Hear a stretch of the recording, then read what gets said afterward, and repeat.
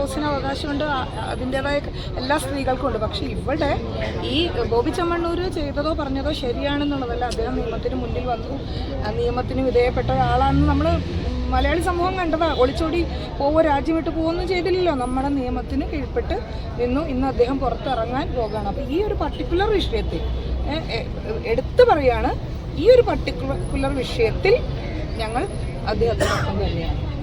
കാരണം കാണാൻ വേണ്ടിയിട്ട് പെരുമ്പാവൂരിൽ നിന്ന് വന്നതാണ്. അപ്പോൾ അകന്നില്ല എന്ന് പറയുമ്പോൾ ഭയങ്കര സങ്കടമുണ്ട്. എന്തായാലും ഒരുപാട് ആളുകൾക്ക് ജോലിയും ഇതൊക്കെ കൊടുത്ത്, തൊഴിലവസരങ്ങളൊക്കെ കൊടുത്ത് ഒരുപാട് കുടുംബങ്ങളെ സംരക്ഷിക്കുന്ന ഒരു വ്യക്തിയായിട്ടാണ് എനിക്ക് ഫീൽ ചെയ്തിട്ടുള്ളത്. അപ്പോൾ അങ്ങനെയുള്ള ഒരു വ്യക്തിക്ക് ഇങ്ങനെ ഒരു ബുദ്ധിമുട്ടുണ്ടായത് അതുകൊണ്ട് പിന്നെ ആൾ പറഞ്ഞതിൽ ചെറിയ മിസ്റ്റേക്കുകളല്ലേ, ലേഡീസിന് തോന്നിയിട്ടുണ്ടാകും. ഇവരെല്ലാം പറഞ്ഞ പോലെ തന്നെ അത് അന്നേ പ്രതികരിക്കണമായിരുന്നു. എപ്പോഴാണെങ്കിലും എവിടെ വെച്ചിട്ടും പ്രതികരിക്കാൻ എല്ലാവർക്കും അവകാശം, സ്വാതന്ത്ര്യമുള്ള ഒരു നാട്ടിൽ നമ്മൾ താമസിക്കുന്നത്. അപ്പോൾ ആരും പേടിക്കേണ്ട ആവശ്യമില്ല. അത് പറയേണ്ട സമയത്ത് പറയുക എന്നുള്ളതാണ് ഏറ്റവും പ്രധാനപ്പെട്ട കാര്യം. ഈ ഒരു ഇൻസിഡന്റിലൂടെ ആണെങ്കിൽ ഇനിയും നമ്മൾ മനസ്സിലാക്കേണ്ട ഒരു കാര്യം അത് തന്നെയാണ്, നമ്മൾ പറയേണ്ട സമയത്ത് പറയുക. അപ്പോൾ മാഡവും ഞാനും ഇവിടെ നിൽക്കല്ലേ, ഒരു പബ്ലിക് പ്ലേസിൽ നിൽക്കല്ലേ, ഇവരിൽപ്പെട്ട ആരെങ്കിലും നമ്മളോട് മാഡം ജോലി ചെയ്യാൻ വന്നതല്ലേ, മാഡത്തിന് തന്നെ അവർക്ക് അനുകൂലമായിട്ടാണ് അല്ല, അത് കോടതിയുടെ ഭാഗം. അതുപോലെ നമുക്ക് ആയിരിക്കും, അത് തെറ്റാന്നല്ല പറയുന്നത്. ഞാൻ ഇന്റർവ്യൂസിലൊക്കെ ആണ് അതൊന്നും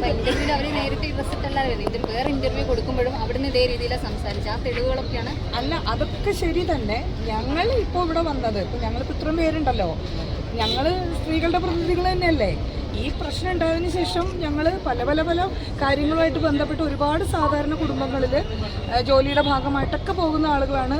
ഇവിടെ കണ്ട സ്ത്രീകളുടെ പ്രതിനിധികളായി ഒരുപാട് പേര് സംസാരിക്കുകയും ചെയ്തത് നിങ്ങൾ കേട്ടു. ഇതിൻ്റെയൊക്കെ പിന്നിൽ എന്തൊക്കെയോ ഉള്ളത് കൊണ്ടാവാം. ഏതായാലും അദ്ദേഹം നിയമത്തിൻ്റെ മുന്നിൽ വന്ന് എല്ലാവർക്കും നിയമം ഒരുപോലെയാണ്. സാധാരണ ഒരു പൗരനും അദ്ദേഹം ഒരു ബിസിനസ്മാനെ സംബന്ധിച്ചിടത്തോളം അദ്ദേഹത്തിനും നിയമം ഒരുപോലെയാണ്. അദ്ദേഹം അതിന് കീഴ്പ്പെട്ടിട്ടുണ്ട്. ഏതായാലും അദ്ദേഹത്തിൻ്റെ ഒപ്പം തന്നെയാണ് ഞങ്ങൾ കുറേ ലേഡീസിനകത്തേക്ക് ഇറങ്ങുന്നില്ല. അപ്പോൾ ഇനി ഇറങ്ങുന്ന ദിവസം വരുമോ? തീർച്ചയായും കണ്ടു പഠിക്കരുതെന്ന് ഞാൻ പറഞ്ഞു. എന്തായാലും ബോച്ചയ്ക്ക് ഒരു നല്ല നാളെ ഇറങ്ങാൻ പറ്റുമെന്ന് വിചാരിക്കുന്നു. അദ്ദേഹത്തിന് മുൻകൂർ ജാമ്യം എടുക്കാനുള്ള സമയം കൊടുക്കണ്ടേ? അദ്ദേഹം തന്നെ പറഞ്ഞു, ഞാൻ ജാമ്യം എടുക്കാൻ വേണ്ടി പോകുന്ന സമയത്താണ് അറസ്റ്റ് ചെയ്തത്.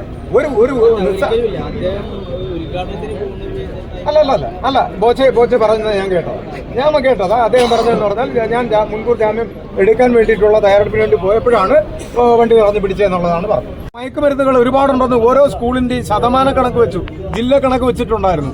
അതിൽ ഏതെങ്കിലും ഈ മയക്കുമരുന്നുകൾ നിർത്തണമെന്ന് പറഞ്ഞിട്ട് മുഖ്യമന്ത്രി ഒരു കോൾ ചെയ്തായിട്ട് നിങ്ങൾക്ക് എവിടെയെങ്കിലും അറിയോ? അദ്ദേഹത്തിന്റെ ഒരു കോള് പോരെ, ഒരു കോൾ അദ്ദേഹം ഇപ്പോൾ വിളിച്ചു കഴിഞ്ഞാൽ നമ്മുടെ കലാലയങ്ങളിൽ നിന്ന് മയക്കുമരുന്ന് മൊത്തം അപ്പം നിൽക്കില്ലേ? ഇതുപോലൊരു സ്പെഷ്യൽ സ്ക്വാഡ് രൂപീകരിച്ചൂടെ? അതൊക്കെയല്ലേ ചെയ്യേണ്ടത് ആദ്യം. ചേട്ടൻ പറഞ്ഞിരുന്നതിൽ പിണറായിയുടെ കൈയുണ്ടോന്നാണോ? പിണറായിയുടെ കൈയുണ്ടെന്ന് പറഞ്ഞില്ല.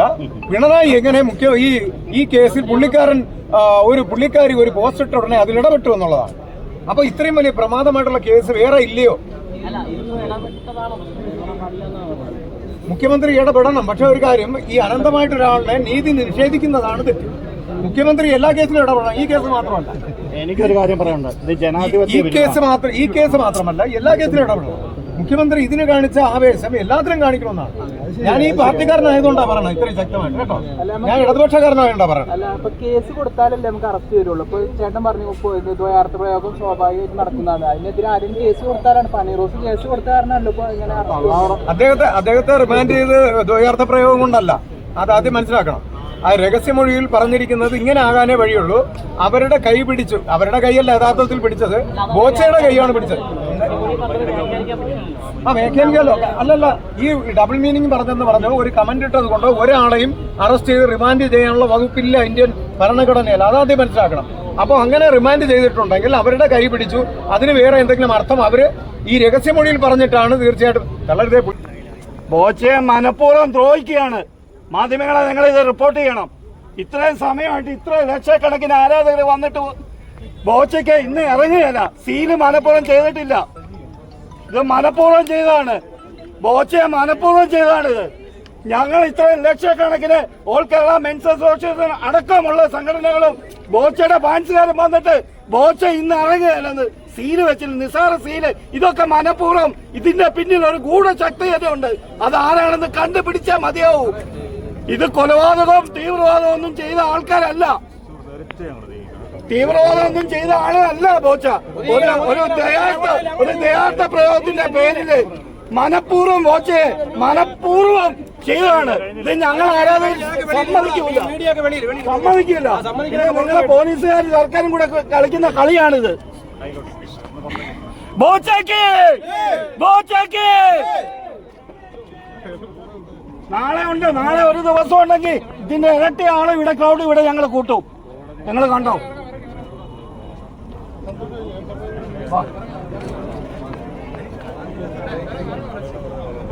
ഇതിനെതിരെ പ്രതിഷേധിക്കുക.